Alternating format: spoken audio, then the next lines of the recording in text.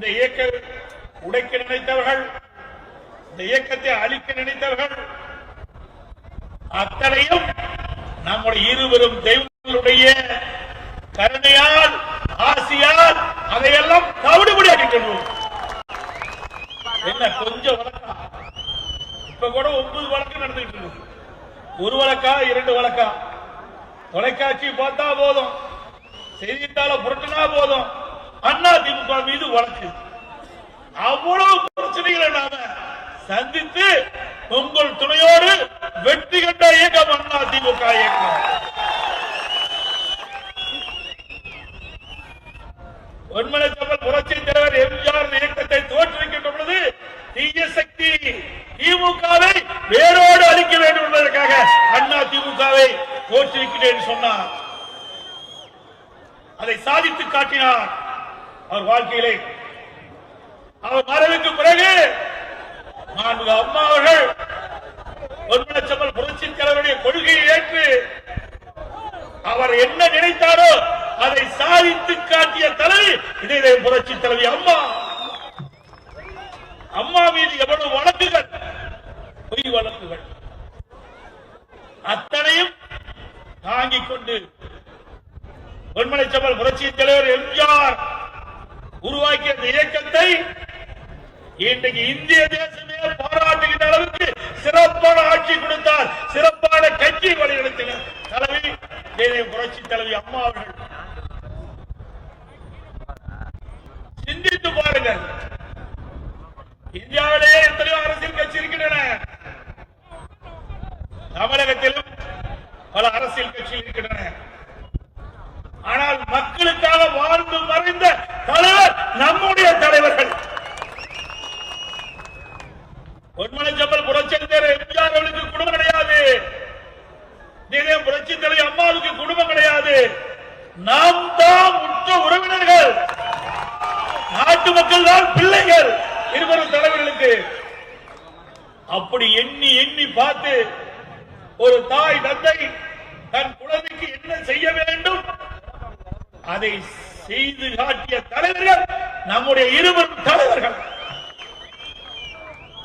கண்ணை இமை காப்பதை போல தமிழ்நாட்டு மக்களை காத்த தலைவர்கள் நம்முடைய தலைவர்கள். மக்களுக்காக வாழ்ந்து முடிந்த தலைவர்கள், மக்களுக்காக திட்டத்தை கொண்டு வந்து நிறைவேற்றி இன்றைக்கு தமிழகம் இந்தியாவிலேயே முதன்மை மாநிலமாக உருவாக்குவதற்கு காரணமாக இருந்த தலைவர்கள் ஒன்மலைச்சம்பல் புரட்சி தலைவர் எம்ஜிஆர், இதே புரட்சி தலைவர் அம்மா, அம்மாவுடைய அரசு. இன்றைக்கு அப்படியா இருக்குது?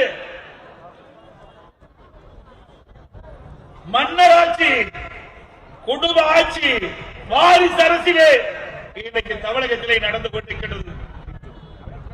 கருணாநிதி முதலமைச்சராக இருந்தார், அதுக்கு பிறகு ஸ்டாலின், அதுக்கு பிறகு இன்றைக்கு உருவாக்க பார்க்கின்றார் திரு ஸ்டாலின் உதயநிதி அவர்களை.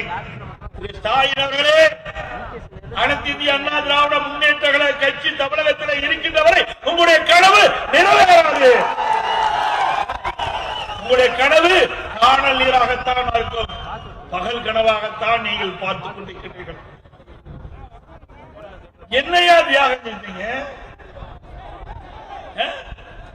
உங்க குடும்பம் தான் ஆட்சி செய்யணுமா தமிழ்நாட்டில்? ஏன் தமிழ்நாட்டில் இருக்கிற 8 கோடி மக்கள் ஒருவர் வரக்கூடாதா?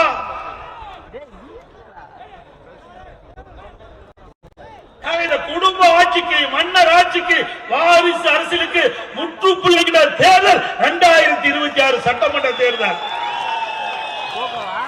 அதை நிறைவேற்றுகின்ற பொறுப்பு உங்களிடத்திலே நாங்கள் ஒப்படைத்திருக்கின்றோம்.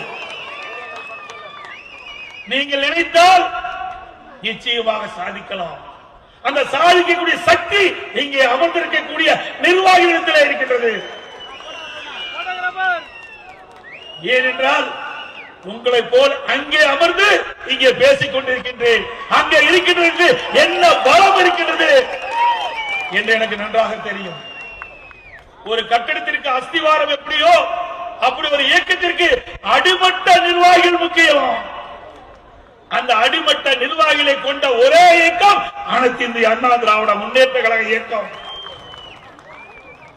இன்னைக்கு கூட சகோதரர் குமரகுருவர்கள் சொன்னார்கள், தலைமை கழகம் அறிவித்தபடி கள்ளக்குறிச்சி மாவட்டத்தில் இந்த பகுதியிலே 512 பூத்துக்களிலே பாக கிளைகளே நிர்வாகிகளை அமைத்திருக்கின்றோம்.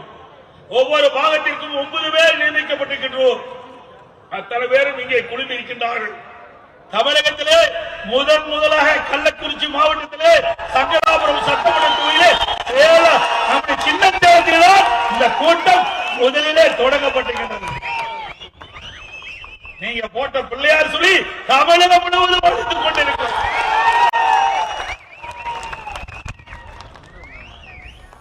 இந்த 9 பேரும் நடைபெறுகின்ற 2026 சட்டமன்ற தேர்தலிலே இன்றைக்கு தேனீக்களை போல எறும்புகளை போல சுறுசுறுப்பாக செயல்பட்டு நமக்கு கிடைக்க வேண்டிய வாக்குகளை சிந்தாமல் சிதாமல் தங்களுக்கு ஒதுக்கப்பட்ட பாக கிளைகளை செயல்பட்டு அந்த பூத்துக்களிலே நம்முடைய வேட்பாளர்களுக்கு ஆதரவாக செயல்பட்டு நமக்கு கிடைக்க வேண்டிய வாக்குகளை பதிவு செய்ய வேண்டும். அதுதான் உங்களுடைய பணி. இன்னொன்று, இப்பொழுது 9 பேர் கிடைக்க பாக கிளைகள் அமைத்து விட்டோம். அங்கே இருக்கின்ற கிளைக்கழக செயலாளர் இருக்கின்றார். அவர்தான் நம்மை எல்லாம் உருவாக்கினார். இன்றைக்கு நான் இந்த நிலையில இருக்கின்றேன் சொன்னால், இங்கே வந்திருக்கிற மேடையில் இருக்கிறார் சொன்னால், அந்த கிளைக்கழகத்தில் இருக்கின்றவர்கள் வார்டு செயலாளர்கள், கிளைக்கழக செயலாளர்கள், அவருடைய உழைப்பு கத்தான உழைப்பு, அதை மறந்துவிடக் கூடாது. சில இடத்திலே அவர்கள் எண்ணுகிறார்கள், ஆகவே நம்மை விட்டு விட்டார்களே அப்படி என்று நினைக்க வேண்டாம். நீங்க தான் இந்த பாகக்கலை பொறுப்பாளர்களுக்கு வழிகாட்டி என்பதை நீங்கள் உணர வேண்டும். இந்த இயக்கம் வாழையடி வாழையாக வளர வேண்டும். அம்மாவில் சட்டமன்றத்தில் அழகாக தெரிவித்தார்கள், எனக்கு பின்னாலும் கழகம் 100 ஆண்டு காலம் தொடரும் என்று சொன்னார்கள். அப்படி கழகம் தொடர வேண்டும் என்று சொன்னால் நம்முடைய மூத்த உறுப்பினர்கள் இளையவர்களுக்கு வழிகாட்ட வேண்டும், வழிவிட வேண்டும் என்று அன்போடு கேட்டுக்கொள்கிறேன். உங்களை எப்பொழுதும் மனதிலே நிறுத்தி வைத்திருக்கின்றோம். இந்த இயக்கத்துக்காக உழைத்தவர்கள், இந்த இயக்கம் 30 ஆண்டுகாலம் ஆட்சி அதிகாரத்தில் இருப்பதற்கு உழைத்தவர்கள், கொண்டுவிட கேட்ட கட்சி, அதற்காக பாடுபட்டவர்கள், அவரை எப்பொழுதும் அனைத்து இந்திய அண்ணா திராவிட முன்னேற்ற கழகம் தலைமை ஒருபோதும் மறக்காது என்பதை திட்டவட்டமாக சொல்கிறேன். நீங்கள் இருக்கின்ற பொழுது உங்கள் பாக கிளையில் நிர்வாகிக்கப்பட்ட கிளைக்கழக அந்த பாக கிளையில் இருக்கிற நிர்வாகிகளுக்கு நல்ல வழிகாட்டியாக இருக்கிறது, நல்ல ஆலோசனை அவருக்கு வழங்குங்கள். இதை அனுபவ ரீதியாக அவருக்கு வழங்குகின்ற பொழுது வாழையடி வாழக நம்முடைய கட்சி பணி சிறப்பாக அமையும் என்பதற்காக இதை நாங்கள் குறிப்பிட விரும்புகின்றேன். இங்கே வந்திருக்கின்ற மகளிர்கள் அழகாக அமர்ந்திருக்கின்றீர்கள். உண்மையிலேயே பார்க்க ஆச்சரியமாக இருக்கின்றது. நான் எத்தனையோ கூட்டத்திற்கு போயிருக்கின்றேன். ஆனால் வருகின்ற 2026 சட்டமன்ற தேர்தலிலே எதிர்கொண்டு நம்முடைய வேட்பாளரை வெற்றி பெற செய்வோம் என்று சபலம் ஏற்றி அமர்ந்திருக்கின்றேன். இன்றைக்கு தேர்தல் என்ற போயிலே அந்த களத்தில் இறங்கிவிட்டீர்கள். 2026 சட்டமன்ற தேர்தல் அறிவித்தவுடன் அந்த தேர்தல் என்ற போயிலே எதிரிகளை ஓட ஓட விரட்டி வெற்றி கழக கொடியை நிலைநாட்டுங்கள் என்பதை இந்த நேரத்தில் தெரிவிக்க வருகின்றேன். அது மட்டுமல்ல, ஸ்டாலின் கனவு கண்டு கொண்டிருக்கிறார். 2026 சட்டமன்ற தேர்தலிலே 200 இடங்களிலே வெல்வோம் என்று சொல்லிக் கொண்டிருக்கின்றார். ஸ்டாலின் அவர்களே, இருமாப்போடு அமர்ந்து கொண்டிருக்கின்றீர்கள், இருமாப்போடு பேசிக் கொண்டிருக்கின்றீர்கள், நாட்டு நடப்பை தெரியாமல் பேசிக் கொண்டிருக்கின்றீர்கள். இன்றைக்கு தமிழகத்திலே எந்த மூலை முடுக்கில் சென்றாலும் மீண்டும் அனைத்து இந்திய அண்ணா திராவிட முன்னேற்ற கழகம் தான் ஆட்சி வரும் என்று மக்களுடைய குரல் ஒழித்துக் கொண்டிருக்கின்றது. திரு ஸ்டாலின் அவர்களே, அது மட்டுமல்ல, இன்றைக்கு திரு ஸ்டாலின் அவர்கள் முதலமைச்சராக பொறுப்பேற்று 4 ஆண்டுகள் நிறைவேற்றது, 5வது ஆண்டு அடியெடுத்து வைத்திருக்கின்றார்கள். இந்த 4 ஆண்டுகளே திராவிட முன்னேற்ற கழகம் என்ன சாதனை படைத்திருக்கின்றது, என்ன திட்டங்களை கொண்டு வந்திருக்கின்றீர்கள், அதனால் மக்கள் என்ன நன்மை பெற்றிருக்காங்க என்று உங்களால் சொல்ல முடியுமா? முடியாது. இன்றைக்கு உதாரணத்துக்கு ஒன்று கள்ளக்குறிச்சி மாவட்டம். இந்த மாவட்டம் நீங்கள் வைத்த கோரிக்கை, எங்களுக்கு தனியாக கள்ளக்குறிச்சி தலைவராக கொண்டு புதிய மாவட்டத்தை உருவாக்க வேண்டும் என்று கோரிக்கை வைத்தீர்கள். அந்த கோரிக்கையை நிறைவேற்றிய அரசு அதிமுக அரசு. கள்ளக்குறிச்சி மாவட்டம் என்ற புதிய மாவட்டத்தை உருவாக்கி தந்து பெருமை சேர்த்த அரசாங்கம் அதிமுக அரசாங்கம். அதோடு மட்டுமல்ல, தமிழ்நாடு முழுவதும் பல்வேறு மருத்துவக் கல்லூரி மருத்துவமனையை நாங்கள் துவக்கினோம். அப்பொழுது புதிதாக துவங்கப்பட்ட கள்ளக்குறிச்சி மாவட்டத்திலும் எங்களுக்கு ஒரு அரசு மருத்துவக் கல்லூரி மருத்துவமனையோடு வேண்டும் என்று கோரிக்கை வைத்தீர்கள். சுமார் 400 கோடி ரூபாய் மதிப்பீட்டிலே புதிதாக தோற்றுவிக்கப்பட்ட கள்ளக்குறிச்சி மாவட்டத்திற்கு அரசு மருத்துவக் கல்லூரி மருத்துவமனை கொண்டு வந்த அரசாங்கம் அதிமுக அரசாங்கம். அதே போல பல்வேறு சாலைகள், பாலங்கள், தடுப்பு அணைகள், குடிமராமத்து திட்டத்திலே பல ஆண்டு காலமாக தூர் வாராமல் இருந்த ஏரி, குளம், கொட்ட அத்தனையும் விவசாயிகள் பங்களிப்போடு தூர் வாரி மழை காலத்திலே பெய்கின்ற மழை நீர் முழுவதும் சேமித்து வைக்கப்பட்டு நிலத்தடி நீர் உயர்ந்து விவசாயத்திற்கு தேவை நீர் கிடைக்கப்பட்டது, குடிப்பதற்கு தேவை நீரை கிடைக்கப்பட்டது. இப்படி அற்புதமான திட்டத்தை கொண்டு வந்த அரசாங்கம் அதிமுக அரசாங்கம்.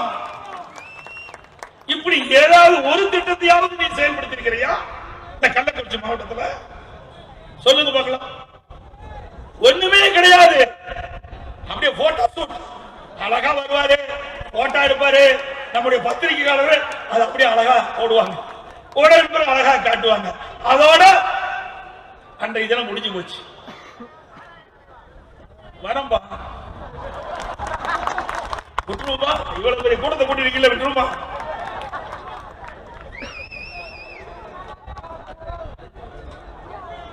நிறைய இருக்கு தம்பி, 1 2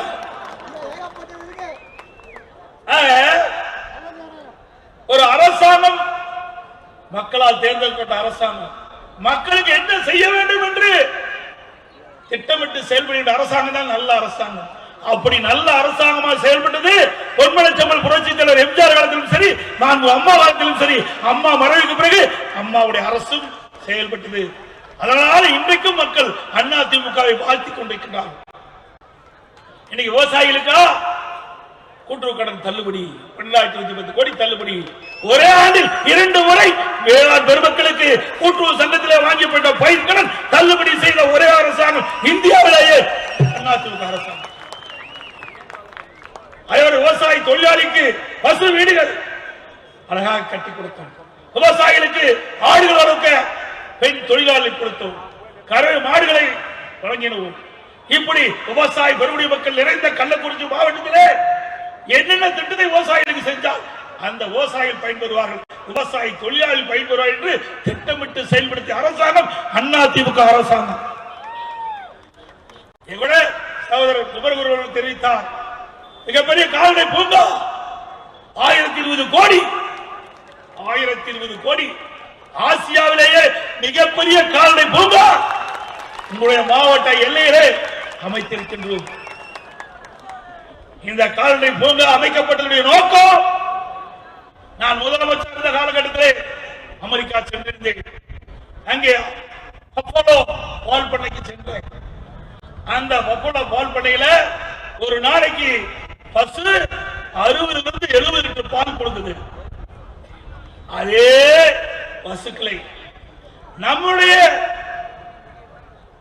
கால்நடை பூங்கா ஆராய்ச்சி நிலையத்திலே நம்முடைய சீதோசன நிலைக்கு தக்கவாறு கலப்பின பசுகளை உருவாக்கி நம்முடைய பெண் தொழிலாளிகளுக்கு, விவசாயிகளுக்கு அதை கொடுக்கலாம் என்று எண்ணித்தான் இந்த கால்நடை பூங்காவை 1020 கோடியில 1000 ஏக்கர்ல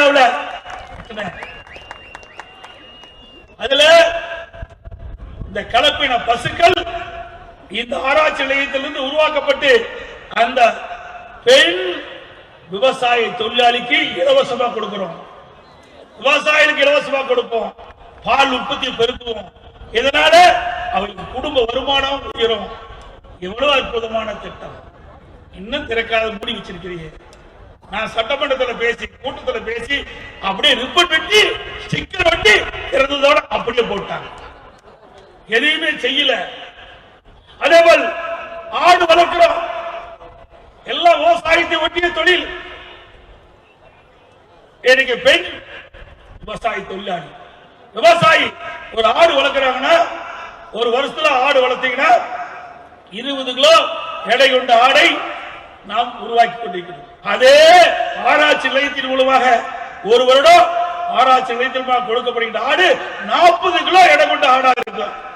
அப்ப அந்த பெண் தொழிலாளிக்கு 20 கிலோ ஆடு கூடுதலா கிடைக்கும், எடை கூடுதலா கிடைக்கின்ற பொழுது வருமானம் கூடும். அதுபோல கோழி, பன்றி, மீன், இப்படி இந்த ஆராய்ச்சி நிலையத்தின் மூலமாக உருவாக்கப்பட்டு நம்முடைய விவசாயிகள் விவசாய தொழிலாளி கொடுப்பதற்கு தான் இந்த அற்புதமான திட்டத்தை கொண்டு வந்தேன். ஆனால் பல லட்சம் செங்கலிலே கட்டப்பட்ட கால்நடை பூங்கா ஒளிவிழந்து காட்சியளிக்கிறது. எவ்வளவு ரூபாய் செலவு பண்ணுறீங்க? இதை ஏன் நடைமுறை கொண்டு வர மாட்டேங்கிறீங்க? இதில் எதுக்கு அரசியல் கால் பிடிச்சு உங்களுக்கு தேவை? இன்னைக்கு விவசாய குடிமக்கள் விவசாய தொழிலாளிக்காக கொண்டு வந்த திட்டம் முடக்கி இருக்கின்றீர்கள். இன்னும் அடுத்த ஏப்ரல் மாசம் தேர்தல் நடக்க இருக்குது. மே மாசம் உங்கள் துணையோடு அனைத்து இந்திய அண்ணா திராவிட முன்னேற்ற கழக ஆட்சி மலரும். இந்த திட்டம் தொடரும்.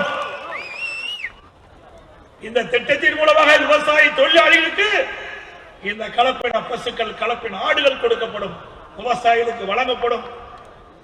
அதோடு இந்த பகுதியிலே பல்வேறு திட்டங்களை நாங்கள் கொண்டு வந்தோம். அதையெல்லாம் முடக்கிட்டாங்க. அம்மா மினி கிளினிக், இதுல என்ன அரசியல் கால் பிடிச்சு உங்களுக்கு தேவை? இன்றைக்கு ஏழை மக்கள் அதிகமாக நிரம்பிய பகுதி, அந்த பகுதியை தேர்ந்தெடுத்து அங்கே அம்மா மினி கிளினிக்கை தொடங்கணும். சுமார் தமிழ்நாடு முழுவதும் 2000 அம்மா மினி கிளினிக் துவங்கப்படும் என்று அறிவிக்கப்பட்டு 1850 அம்மா மினி கிளினிக்கை உருவாக்கி கொடுத்தோம். அதுக்கு ஒரு எம்பிபிஎஸ் டாக்டர், ஒரு செவிலியர், ஒரு மருத்துவ உதவியாளர் நியமிக்கப்பட்டு அங்கு இருக்கின்ற ஏழை மக்கள் அங்கே போய் இலவசமாக சிகிச்சை பெறலாம். அதில் என்ன அரசியல் கால் பிடிச்சு கொடுக்க தேவை? அதையும் மூடிட்டாங்க.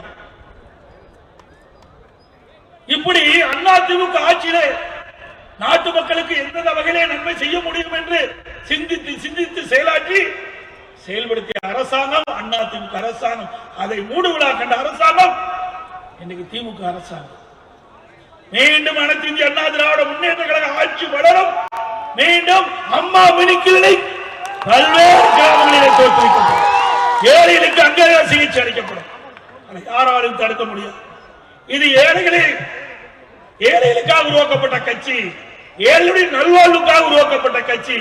ஒடுக்கப்பட்டவர், தாழ்த்தப்பட்டவர், கடைக்கோட்டில் இருக்கின்ற விவசாயி தொழிலாளி அத்தனை பேரும் நன்மை பெற வேண்டும் என்பதற்காக உருவாக்கப்பட்ட இயக்கம் அதிமுக இயக்கம். அந்த இயக்கம் ஒவ்வொரு திட்டத்தை கொண்டு வருகின்ற பொழுதும் அந்த திட்டத்தால் ஏழைகளை எப்படி ஏற்றம் பெற செய்ய முடியும், அதற்கு என்ன திட்டத்தை கொண்டு வர முடியும், அதை நம்முடைய இருவரும் தலைவர்கள் வழியிலே செயல்படுத்தி காட்டினோம். அதை மீண்டும் செயல்படுவதற்கு 2026 சட்டமன்ற தேர்தலில் மிகப்பெரிய வெற்றியை தாருங்கள். அதோட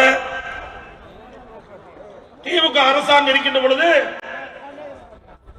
அப்ப எதிர்கட்சி தலைவராக இருந்தார் ஸ்டாலின். அப்ப ஊரூரா போனார். திமுக நிர்வாகிகளும் போனாங்க ஊரூரா, திமுக எம்எல்ஏ ஊரூரா போனாங்க. இப்படி ஒரு தென்னையை பார்த்து பெட்ஷீட்டை போட்டு அங்க ஒரு பொட்டி வச்சு அங்க இருக்கிற மக்களை எல்லாம் அழைச்சு உங்களுக்கு என்ன குறை இருக்குது அந்த குறைய கடிதத்தில் எழுதி இந்த பொட்டியில போடுங்க. நான் அந்த பொட்டிய அழகா பெரிய பூட்டை போட்டு திண்டுக்கல் பூட்டை போட்டு அதை கொண்டு போய் நான் வீட்டில் வச்சிருந்து திமுக ஆட்சிக்கு வந்த உடனே அந்த பூட்டை திறந்து பெட்டியை திறந்து அந்த மனுக்கள் எடுத்து தீர்வு காணும் சொன்னார். ஆட்சிக்கு வந்தார். மக்கள் அவருடைய கோரிக்கை ஏற்று தங்களுடைய பிரச்சனைகள் எல்லாம் கடிதத்தை எழுதி அந்த பெட்டியில போட்ட அந்த மனு என்ன ஆச்சு? என்ன ஆச்சு? ஒண்ணுமே காணோம். என்னன்னு கேட்டா கூட்டனுடைய சாவி தொலைஞ்சு போச்சு. கூட்டனுடைய சாவி தொலைஞ்சு போச்சு.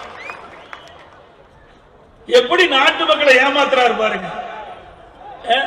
எதிர்கட்சியா இருக்கின்ற பொழுது மக்களை கவர்ச்சிகரமாக பேசி அந்த மக்களுடைய பிரச்சனை என்ன என்பதை கடித்த மூலமாக எழுதி பெட்டியிலே ஓடுங்கள். ஆட்சி கொண்டவர்கள் பெட்டியை திறந்து அந்த மனுக்களை நாங்கள் பரிசீலனை செய்து நிறைவேற்றும் என்று சொன்னீங்களே, என்ன நிறைவேற்றி கொடுத்தீங்க? அப்படியே தானே மக்களுடைய பிரச்சனை இருந்துட்டு, எந்த பிரச்சனையும் தீர்க்கலையே. அதோட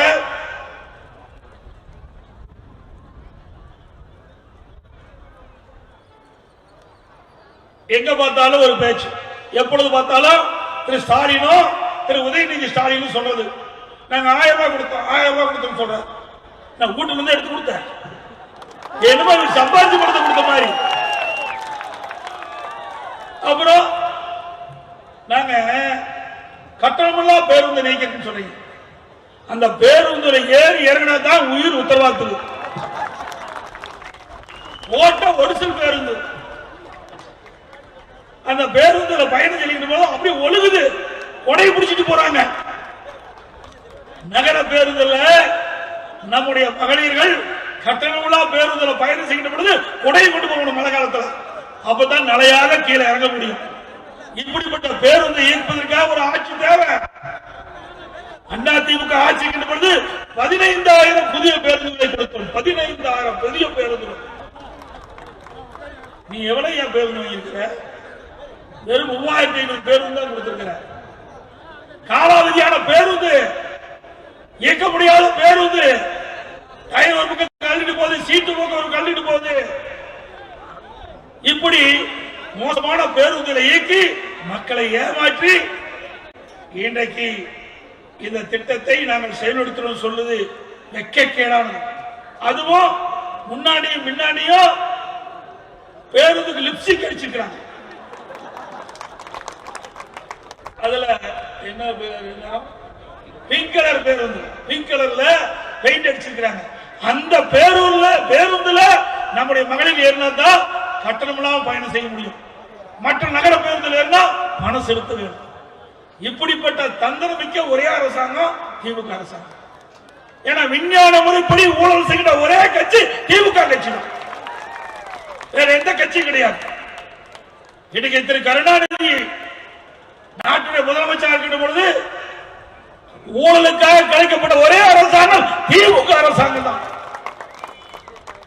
அது அப்படியே தொடருது. கலெக்ஷன் கமிஷன் கரப்ஷன் அது அப்படியே ஆணி அடிச்ச மாதிரி திமுக ஆட்சியில பார்க்கப்படுகிறது. பாருங்க, டாஸ்மாக் ஊழல் பாருங்க. தம்பி சொல்றாரு 1000 கோடி, 3000 கோடிங்கிறாங்க, 40,000 கோடிங்கிறாங்க. கோடி எல்லாம் சாதாரணமாகி போச்சு. இன்னைக்கு இருந்தாலும் கோடி போடுவாங்க. இப்ப ஸ்டாலின் ஆட்சியில கோடி கோடியா கொள்ளையடிச்சு வச்சிருக்க. இன்னைக்கு அமலாக்கத்துறை சொன்னது நாம சொல்லல, அமலாக்கத்துறை கண்டுபிடித்து திராவிட முன்னேற்ற கழக ஆட்சியிலே ஒரு சுமார் 1000 கோடி இன்னைக்கு ஊழல் நடைபெற்றதற்காக, முறையே நடைபெற்றதற்காக பத்திரிகையிலும் ஊடகத்திலும் செய்தி வந்திருக்குது. நீங்க உயர் நீதிமன்றத்தில் அதை விசாரிக்கலாம். நாங்க நீங்க உச்ச நீதிமன்றத்தில் இன்னைக்கு தடையான பெற்றிருக்கிறாங்க. திரு ஸ்டாலின் அவர்களே, இந்த தடையானை நீக்கப்பட்டு விட்டால் பல பேர் எங்க இருக்கணுமோ அங்க இருப்பீங்க. 2026 தேர்தலில் வருவாங்களா வரமாட்டாங்களே தெரியாது. 2026 தேர்தலில் பாதுகாப்பா இருப்பாங்க. பேசுறாரு அதிமுக எப்படி பாரதிய ஜனதா கூட்டணியோட இருக்கலாம், எப்படி போய் சேரலாம்? யாரு முதலமைச்சர் கேட்கிறார் சட்டமன்றத்தில். எம்எல்ஏ இருந்தார், அமர்ந்திருந்தார், திடீர்னு எந்திரிச்சார். நான் எதிர்கட்சி வரிசையில் அமர்ந்திருக்கிறேன், முன் வரிசையில் அமர்ந்திருக்கிறேன், அவர் எனக்கு எதிர்த்து மாதிரி அமர்ந்திருக்காரு. உடனே என்னை கேட்கிறார், எப்படிங்க பாரதிய ஜனதாவோட கூட்டணி வைக்கலாம்? நீ 2030 வரைக்கும் கூட்டணி வைக்க மாட்டேன், எப்படி போய் வைக்கிறீங்கன்னு கேட்கிறேன். நாங்க இது எங்க கட்சிங்கய்யா, நாங்க யாரோட வேணாலும் கூட்டணி வைப்போம். உனக்கே எரிச்சல் வருது, உனக்கே கோபம் வருது, ஏன் உனக்கு பயம் வருது? நம்ம கட்சிங்க அப்படி பதட்டப்படுற. ஏன்னா பாரதிய ஜனதா கட்சியோட கூட்டணி வச்சு விட்டால் கடந்த 4 ஆண்டு காலத்திலே இவர்கள் செய்த ஊழல்கள் அம்பலப்படுத்திவிடும் பயம். அதனாலதானே நீங்க சட்டமன்றத்தில் கேட்கறீங்க. இன்னொன்னு சொல்றாரு, திமுக கூட்டணி பலம் வாய்ந்த கூட்டணியா, பலம் வாய்ந்த கூட்டணி திமுக கூட்டணியா? ஸ்டாலின் பொறுத்து பாருங்கள், அண்ணா திமுக தான் பலம் வாய்ந்த கூட்டணியாக அமையும் 2026 சட்டமன்றத்தில். ஒரு கூட்டணி அமைச்சதுக்கே உன்னால பொறுக்க முடியல. இன்னும் பல கட்சிகள் எங்களோடு வந்து இணைகிட்ட பொழுது நடுவடிக்கு போயிருவீங்க. ஏன்னா 4 ஆண்டு காலத்தில் எதுவுமே செய்யலையே, செஞ்சாதான் மக்களை பார்க்க முடியும். அண்ணா திமுக அம்மா இருக்கின்ற பொழுதும் சரி, அம்மா மறைவுக்கு பிறகும் சரி, நிறைய திட்டங்களை செயல்படுத்திய காரணத்தால துணிச்சலோடு நெஞ்ச நிமிந்து எங்களுடைய நிர்வாகிகள் மக்களை சந்திப்பார்கள். நீங்க எந்த முகத்தை வச்சுக்கிட்டு போய் மக்களை சந்திக்க போறீங்க? எல்லா துறையிலுமே ஊழல், ஊழல் இல்லாத துறையே கிடையாது. அப்படித்தான் ஏதாவது நாட்டு மக்களுக்கு நன்மை செஞ்சிருக்கீங்களா? அதுவும் இல்ல. நீங்க கள்ளக்குறிச்சி மாவட்டத்தில் சின்ன சேலத்தில் நான் பேசிட்டு இருக்கேன்னு சொன்னா, நான் நாட்டு மக்களிடத்தில் இந்த மாவட்டத்திற்கு என்னென்ன திட்டங்களை கொண்டு வந்தேன் என்று ஆணித்தரமா சொல்றேன். நிறைவேற்றுகிறோம். மக்கள் என்னை நம்புவார்கள். மீண்டும் ஆட்சிக்கு வந்தா அண்ணா திமுக ஆட்சியில இன்னும் பல திட்டங்கள் இந்த மாவட்டத்துக்கு கிடைக்கும்.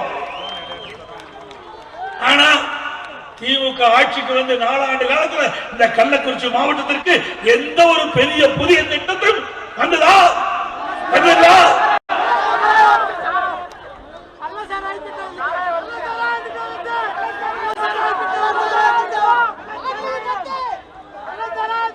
அதோடு எங்கு பார்த்தாலும் போதைப் பொருள் விற்பனை, கள்ளச்சாராய விற்பனை.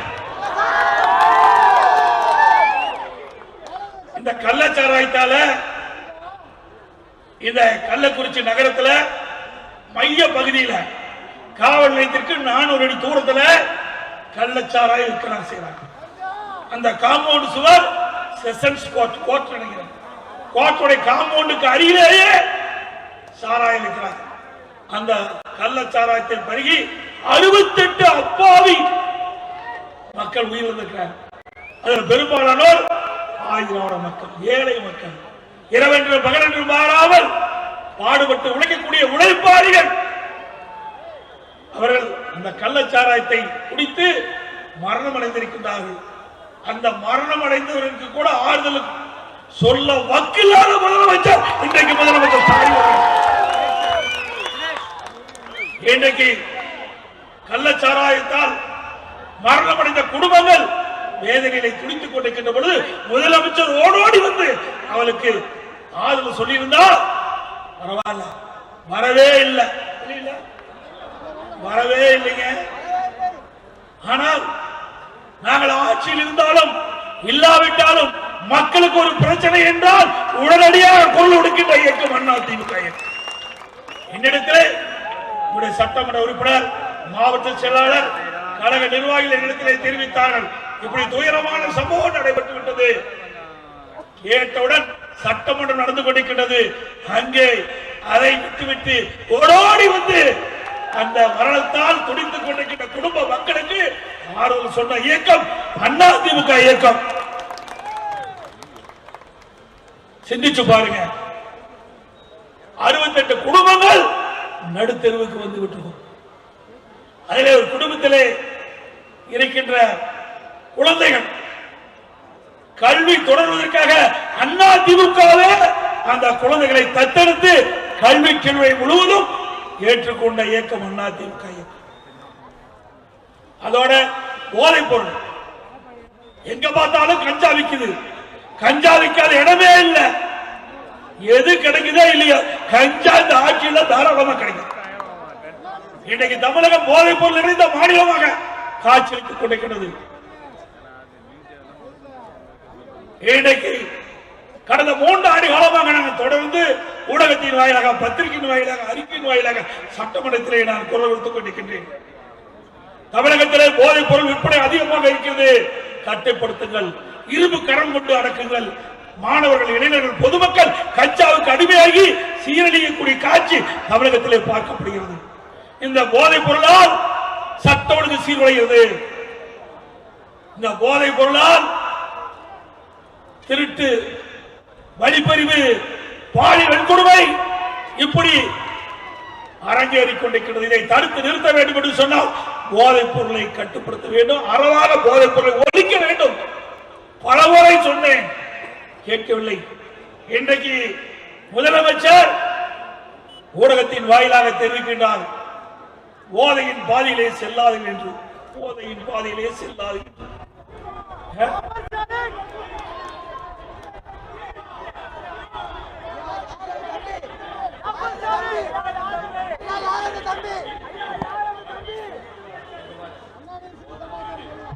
போதையின் பாதையிலே செல்லாது என்று சொல்லிவிட்டு அவையெல்லாம் போதைக்கு தள்ளாடி இருக்கிற காட்சியை பார்த்தோம். அவர் தலைவர் சொல்றாரு, அவருடைய நிர்வாகிகள் என்ன செய்கிறார்கள் எல்லாம் டிவியில பார்த்தோம்.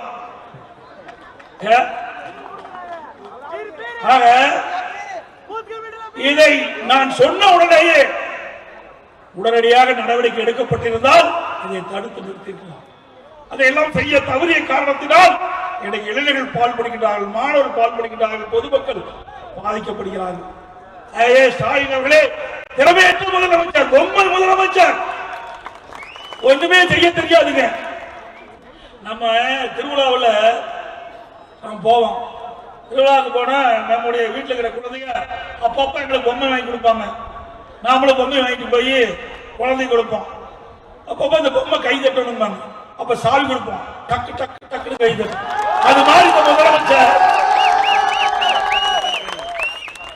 எதுவுமே தெரியாம பொம்மை மாதிரி இருக்கின்ற ஒரு முதலமைச்சர் தான் இன்றைய முதலமைச்சர் ஸ்டாலின் அவர்கள். இன்றைக்கு நீட்டை பத்தி சொல்றாரு தம்பி. இந்த நீட்டை கொண்டு வந்தது யார்? நான் பல முறை பேசிட்டுங்க. பொய்ய திருப்பி திருப்பி சொல்லி உண்மையாக பார்க்கிறார் ஸ்டாலின். உண்மையிலேயே மனசாட்சியுள்ள மனிதராக திரு ஸ்டாலின் இருந்தா நான் சொல்றதுக்கு தெளிவான பதில் மக்களுக்கு கொடுக்க வேண்டும். இந்த நீட் எப்பொழுது வந்தது? மத்தியிலே காங்கிரஸ் ஆட்சி. அப்பொழுது காங்கிரஸ் அமைச்சரவையிலே திமுக அங்கம் வைக்கின்றது. 2010 டிசம்பர் 21 நோட்டிபிகேஷன் நீட் வெளியிடுறாங்க, அரசியல் வெளியிடுறாங்க. அப்ப யாரு அமைச்சர்னா நாமக்கல்ல இருக்கின்ற திமுக எம்பி காந்தி செல்வன் சுகாதாரத்துறை இணையமைச்சராக இருக்கிறார். அப்போதுதான் நீட் தேர்வை காங்கிரசும் திமுகவும் வெளியிடப்படுகிறது. கொண்டு வந்தது அவர்கள். அதை தடுத்து நிறுத்துவதற்கு முயற்சி செஞ்சது அண்ணா திமுக அரசாங்கம். இன்று வரைக்கும் நீட் எடுத்துக்கிட்டு இருக்கிறோம். ஆனா நீதிமன்றம், உச்ச நீதிமன்றம் அங்கே ஒரு தீர்ப்பை கொடுத்து விட்டது. அதற்கு காரணம் யாரு? காங்கிரஸ் கட்சியில் இருக்கின்ற முக்கிய தலைவருடைய மனைவி, ஒரு சீனியர் வக்கீல். அவர் போய் நீட்டுக்கு ஆதரவாக வாதாடி இன்றைக்கு தமிழகத்திலே நீட்டை ரத்து செய்ய முடியாத ஒரு சூழ்நிலையை உருவாக்கியவர்கள் அவர்கள். ஆனால் வெயிலை பொய்யை மூட்டை மூட்டையாக அவிழ்த்து விட்டு நாம் மீது குற்றம் சுமத்திக் கொண்டிருக்கின்றார்கள். சிந்தித்து பார்க்க வேண்டும். கொண்டு வந்தது திமுக, காங்கிரஸ். தடுத்து நிறுத்துவதற்கு முயற்சி செஞ்சது அண்ணா திமுக. அதோட அரசு பள்ளியில படிக்கின்ற மாணவர்கள் 41% படிக்கிறாங்க. 3,80,000 பேர் நம்முடைய மாணவ மாணவி படிக்கிறாங்க. அரசு பள்ளியில படிக்கின்ற மாணவர்கள் விவசாயி தொழிலாளியுடைய மகன், விவசாயியுடைய மகன், கூலி தொழிலாளியுடைய மகன், இப்படி நடுத்தரம் சாதாரண மக்கள் அவருடைய குழந்தைகள் தான் அரசு பள்ளியிலே பெரும்பாலானோர் படிக்கிறார்கள்.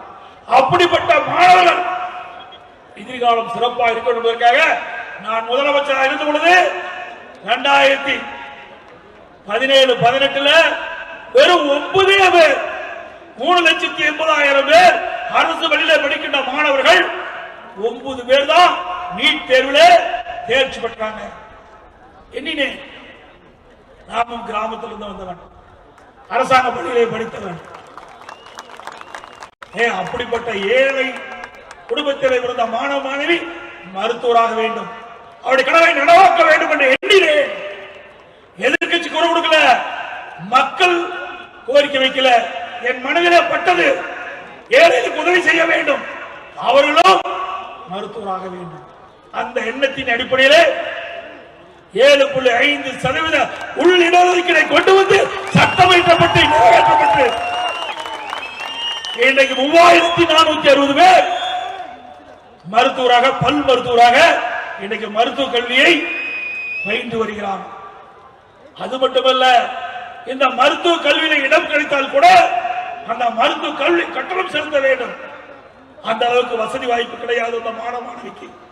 அதனால் என் மனதிலே தென்பட்டது, அந்த 7.5% உள் இடஒதுக்கீட்டின் மூலமாக தேர்வு செய்யப்பட்ட மாணவ மாணவிக்கு அந்த கல்வி கட்டணத்தை முழுவதும் அரசாங்கமே ஏற்றுக்கொள்ள வேண்டும் என்று அறிவிப்பை கொடுத்து நடைமுறைப்படுத்தி அரசாங்கம், அதிமுக அரசாங்கம் இப்படி ஏதாவது ஒரு திட்டத்தையாவது நாட்டு மக்களுக்கு நீ கொண்டு வந்தியா? சொல்லுங்க பார்க்கலாம். இன்றைக்கு ஸ்டாலின் அவர்கள் அண்மையில் டெல்லி போனார். திரு மோடி அவர்கள் நம்ம அதிமுக ஆட்சி இருந்தது, அப்ப எதிர்கட்சி தலைவராக இருந்தாரு ஸ்டாலின். அப்ப மோடியை எதிர்த்து, திரு மோடி அவர்களை எதிர்த்து கருப்பு பலூன் விட்டார். என்ன பலூன்? கருப்பு கொடி கட்டினார். யாருக்கு? பாரத பிரதமர் நரேந்திர மோடிக்கு தமிழ்நாட்டுக்கு வந்த பொழுது கருப்பு பலூன் விட்ட தலைவர் தான் திமுக தலைவர் ஸ்டாலின். கருப்பு கொடி காட்டியவர் தான் ஸ்டாலின். இப்போ திமுக ஆட்சிக்கு வந்தது, பாரத பிரதமர் தமிழ்நாட்டுக்கு வந்தார். அப்பொழுது வெள்ளை குடை பிடித்தார், பிரதமருக்கு வெள்ளை குடை பிடித்தார். ஸ்டாலின் அவர்களே, ஆட்சியில் இருக்கும் போது ஒரு நிலை, ஆட்சியில் இல்லாத போது ஒரு நிலை, ரெட்டை வேடம் போடுகின்ற ஒரே கட்சி திமுக கட்சி, திமுக தலைவர்.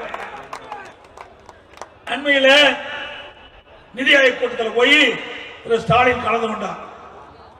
இதற்கு முன்பு 3 ஆண்டுகள் நிதி ஆயோக் கூட்டத்தை புறக்கணித்தார். அதுக்கு என்ன காரணம்னு கேட்கின்ற பொழுது, மத்திய அரசாங்கம் தமிழ்நாட்டிற்கு கொடுக்க வேண்டிய நிதியை முழுமையாக வழங்கவில்லை, தமிழ்நாட்டுக்கு கிடைக்க வேண்டிய திட்டங்கள் முழுமையாக கிடைக்கவில்லை. அதனால் பாரத பிரதமர் அவர்கள் கூட்டிய நிதி ஆயோக் கூட்டத்தை கலந்து கொள்ள வேண்டும் என்று 3 ஆண்டு காலம் கூட்டத்தை புறக்கணித்த இன்றைய முதலமைச்சர் திரு ஸ்டாலின் அவர்கள் இப்பொழுது ஓடோடி போய் நான்கு பாரத பிரதமர் அவர்கள் கூட்டிய நிதி ஆயோக் கூட்டத்தில் கலந்து கொள்வதனுடைய காரணம் என்ன? இப்பொழுது பேட்டி கொடுக்கின்றார். தமிழ்நாட்டு மீது அக்கறை கொண்டு, தமிழ்நாட்டு மக்கள் மீது அக்கறை கொண்டு, தமிழ்நாட்டுக்கு தேவையான நிதிகள் பெறுவதற்கும் திட்டங்களை பெறுவதற்கும் மக்களுடைய பிரச்சனைகளை எடுத்துரைப்பதற்காக நிதி ஆயோக் கூட்டத்திலே கலந்து கொள்ள என்று இப்பொழுது தெரிவிக்கின்றார். அதைத்தான் மக்கள் கேட்கின்றார்கள். நாங்களும் எதிர்க்கட்சி என்ற முறையிலே கேட்கின்றோம். கடந்த 3 ஆண்டு காலமாக ஏன் நிதி ஆயோக் கூட்டத்திலே கலந்து கொள்ளவில்லை? நீங்கள் 3 ஆண்டு காலம் நிதி ஆயோக் கூட்டத்திலே புறக்கணித்த காரணத்தினாலே தமிழ்நாட்டுக்கு கிடைக்க வேண்டிய நிதி கிடைக்கல, தமிழ்நாட்டுக்கு கிடைக்க வேண்டிய திட்டங்கள் முழுமையாக கிடைக்கல.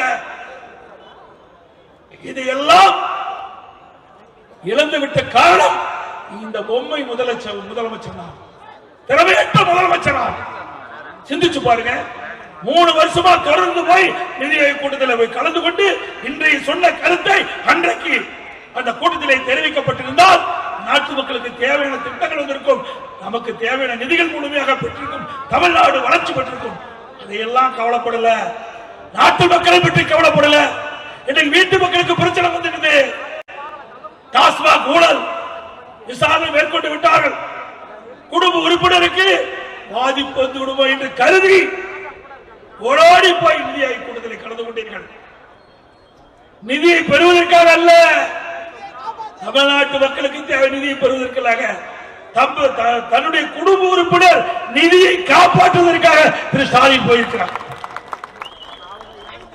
ஏன் இப்ப போய் பாரத பிரதமரை தனியா சந்திச்சு பேசுறீங்களா? கடந்த 3 ஆண்டு காலமாக ஏன் மக்களுடைய பிரச்சனையை போய் பாரத பிரதமரை நேரடியாக சந்தித்து பேசி தெரிவிக்கப்பட்டிருந்தால் பிரச்சனை தீர்த்துக்கலாம். இன்றைக்கு 100 நாள் வேலை திட்டம் மத்திய அரசில் இருந்து பணம் கிடைக்கவில்லை என்று அந்த 100 நாள் வேலை திட்டத்தில் பணிபுரிந்த தொழிலாளிகளுக்கு நிறுத்தி வச்சிருந்தீங்க. நான் டெல்லி சென்றேன்.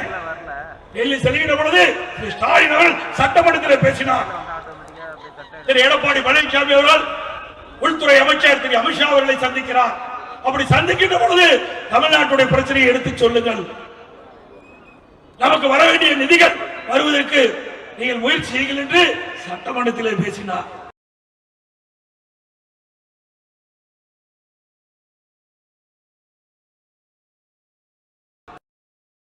கொடுக்கின்ற கட்சி அதிமுக கட்சி.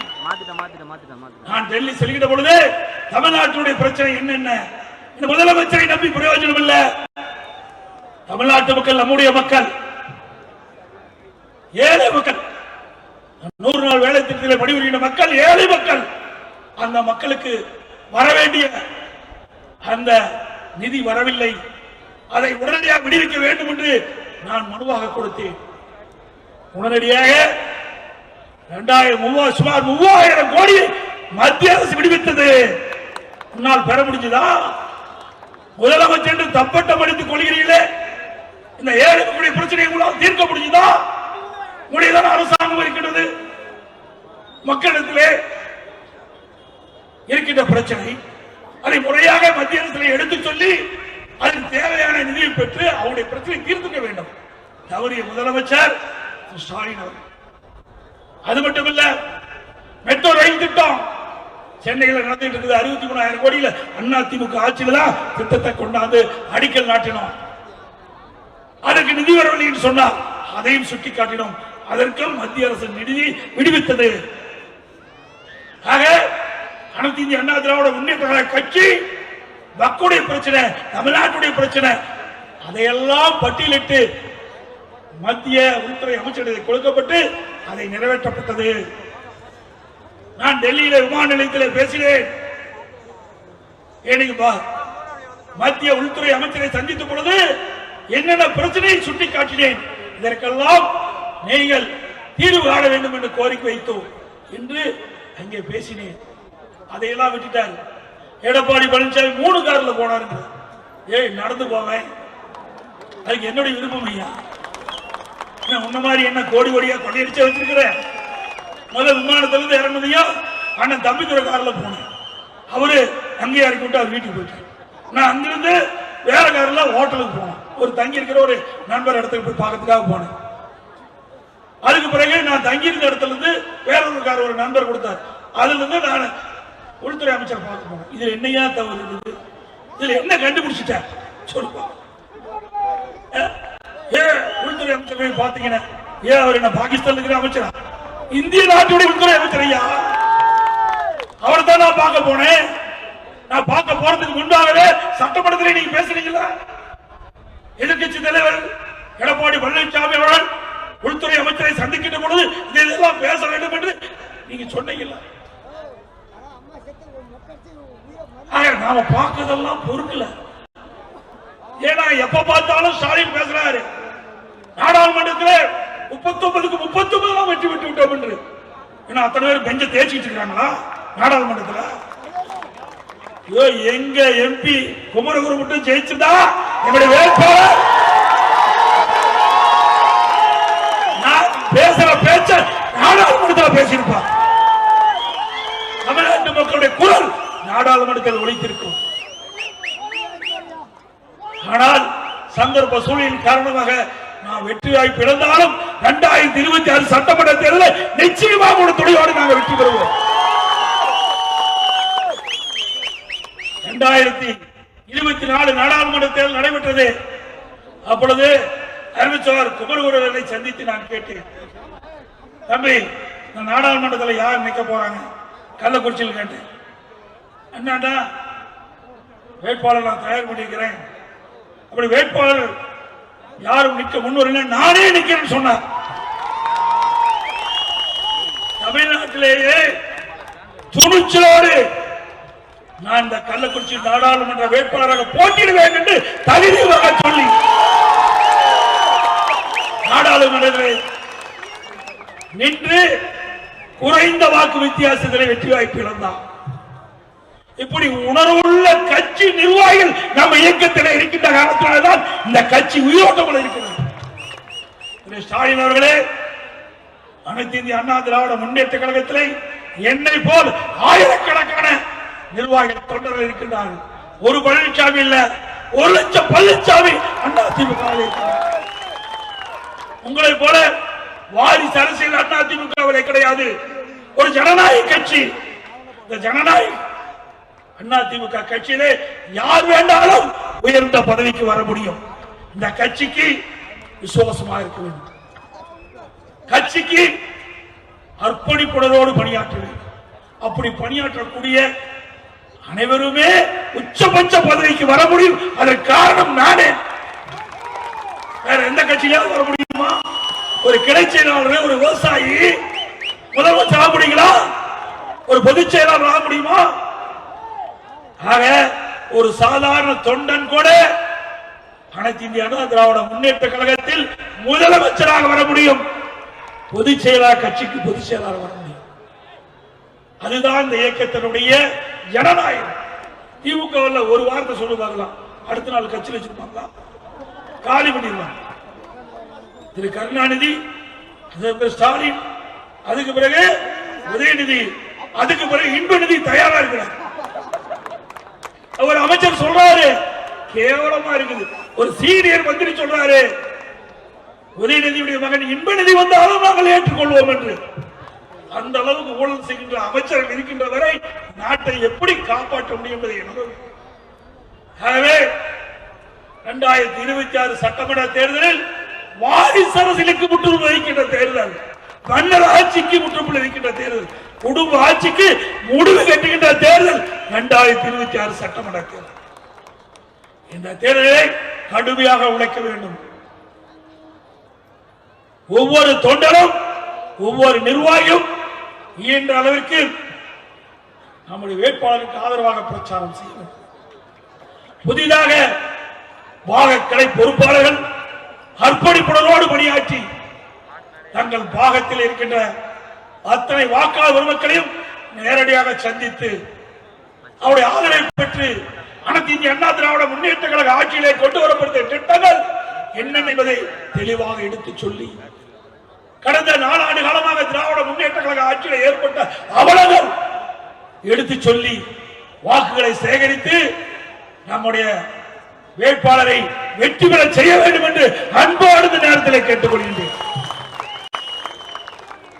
மிகச் சிறப்பாக எழுச்சியாக இந்த கொடியேற்று விழா நிகழ்ச்சி பாக கிளைக்கழக நிர்வாகிகள் இந்த கூட்டத்தை அற்புதமாக கூட்டிய மாவட்ட கழக செயலாளர்களுக்கும் அவருக்கு உறுதுணையாக இருந்த நம்முடைய சின்ன சேலம் பேரூர் செயலாளர்களுக்கும் அவருக்கு உறுதுணையாக இருந்த அமைப்பு செயலாளர் அண்ணாவர்களுக்கும் சட்டமன்ற உறுப்பினர்களுக்கும் முன்னாள் சட்டமன்ற உறுப்பினர்களுக்கும் மேலே வீட்டுக்கின்ற கழக நிர்வாகிகள் அத்தனை பேருக்கும் இந்த நிகழ்ச்சி சீரும் சிறப்போடும் நடைபெறுவதற்காக உறுதுணையாக விளங்கி இங்கே அமர்ந்திருக்கின்ற அத்தனை நல்ல உள்ளங்கள்